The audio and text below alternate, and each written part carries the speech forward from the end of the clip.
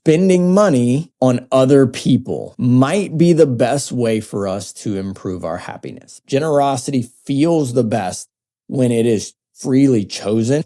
And today we are talking about something that we all want, and that is happiness. And specifically, how you can spend your money to make you happier. And so if I say that off the top of your head, you might be thinking lavish vacations, you might be thinking watches, you might be thinking new car, new house. And so coming out of the holidays, I was like, I want to take a look at what do the studies say.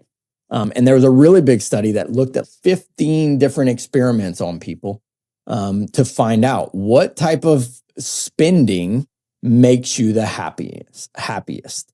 And very interesting idea popped up, and that was spending money on other people might be the best way for us to improve our happiness. And when we really look at this, I think there's like a couple reasons why we get this happiness boost whenever these three things are present in terms of us spending money.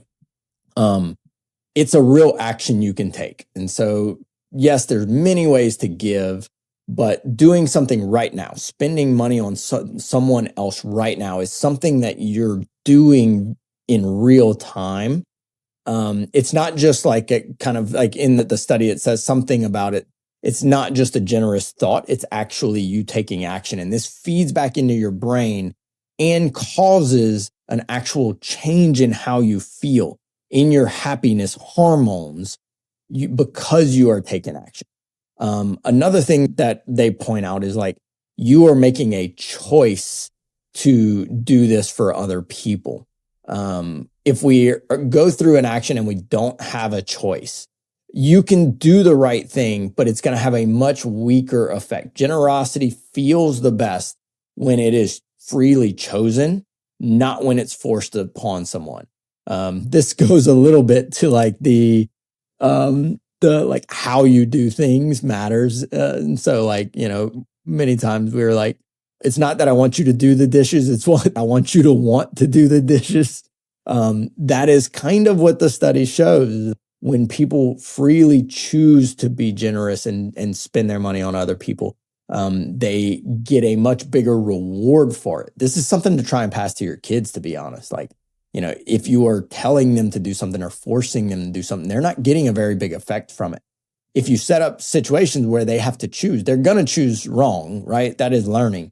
But on the times where they choose right, you hope that big change that they feel is so impactful that they actually feel a big difference. And that's what the study says.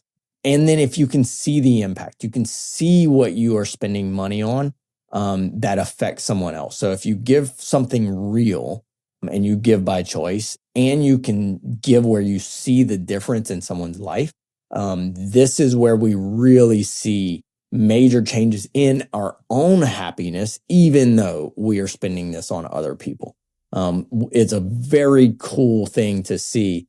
So for people who are struggling with, like joy or meaning in life, these studies start to really tell us like we might be trying to do the wrong thing in how we are using our money to actually improve our own happiness and mental well-being.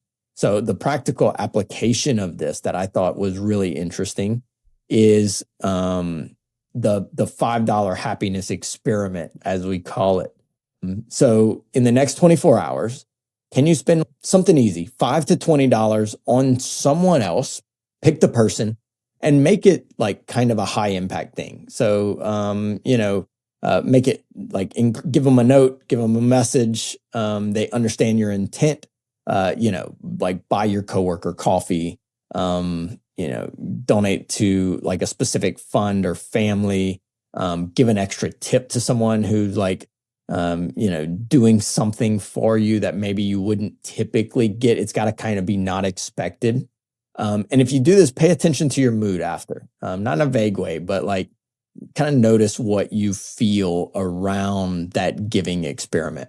So if you want to like get into the new year, everybody's kind of going through and trying to get their year started, and we're setting goals and we're trying to create a year around the stuff that we want. And some of you might be listening to this and be like, yeah, I want to like have a happier year. I want to be, more joyful this year. And if that's you, potentially having a giving plan is a more powerful way to adjust how you feel on a day-to-day basis than some other things. So at least that's what some of this research seems to point out.